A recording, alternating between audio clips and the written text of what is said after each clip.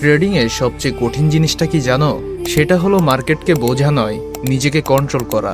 প্রতিটা লসের পর যখন টেনশন হয়, তখন তুমি নিজেকে নিজেই বলো, ছেড়ে দে, এটা তোর পক্ষে সম্ভব না।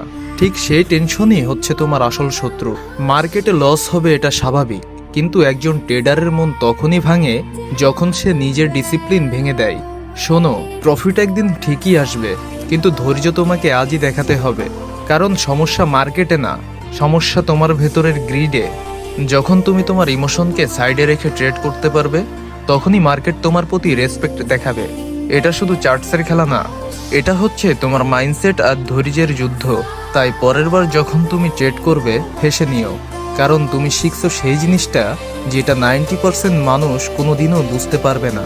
আর তুমি যদি তোমার লাইফ নিয়ে সিরিয়াস হও এবং আমাদের সাথে থেকেই ট্রেডিংটাকে ভালোভাবে শিখতে চাও, তাহলে এখনই আমার আইডিতে গিয়ে পিন করা ভিডিওটা দেখো।